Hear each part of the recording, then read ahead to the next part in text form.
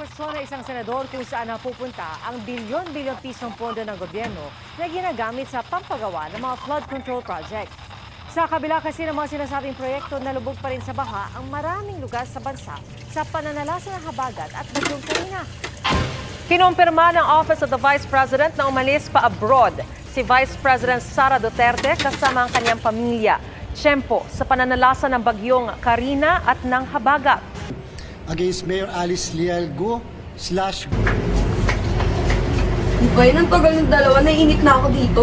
Kung ano-ano ang balita naririnig ko. Legal Department. Sinalakay ng mga otoridad ang ilang villa sa isang resort sa Clark, Pampanga kung saan nanunuluyan daw ang mga big boss ng illegal na Pogo Hub sa Bamban, Tarlac. 19 na dayuhan.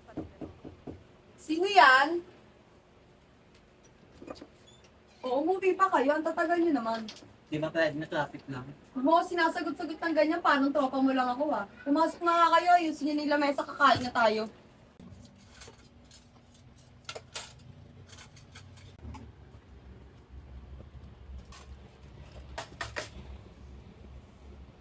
Ang tagal niyo naman kanina kung ano-ano ng balita naririnig ko. Mga binoto ko wala namang ginagawa. Pero kung binoto mo sana yung mga sinabi namin na dapat mo iboto, edi sana hindi nahihirapan yung bansa natin ngayon. Oo nga, Nay. Dapat yung mga sinabi na lang namin yung binoto mo. Nung panahon naman ng tatay niya, hindi naman ganun. Yung panahon ng tatay niya yun, iba siya sa tatay niya ngayon. O siya, kumain na nga kayo. Aalis pa ako mamaya.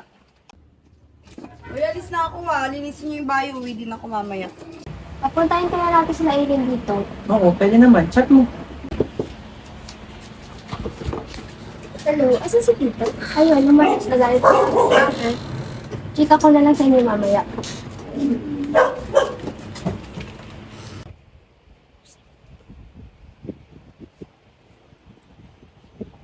O anong nangyari? Bakit nagalit na naman yung nanay niya? Oo nga, palagi na lang galit ko. Nalit kasi kami kanina umuwi. Tapos nung habang kumakain na kami, ayun, ang dami sinasabi. Ano bang topic ko kanina? Yung mga narinig niyang balita sa radyo kanina, kaya wala na daw nagawa yung mga binoto niya. Eh hindi niya naman din sinunod yung mga sinabi namin na dapat niyang iboto para magkaroon tayo ng maayos sa bansa. Kaya nga, ginawa ni Aristotle yung political philosophy para mamili yung mga tao na magiging leader para mapabuti yung lugar nila eh. Oo nga, na-topic rin naman natin yan kay Ma'am Garcia about sa political philosophy. Oo nga eh. Si mama hindi na natuto. Last year, ganun din nangyari.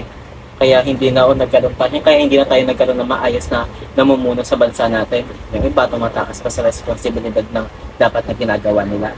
Ano, labas na lang tayo? Sige, tara.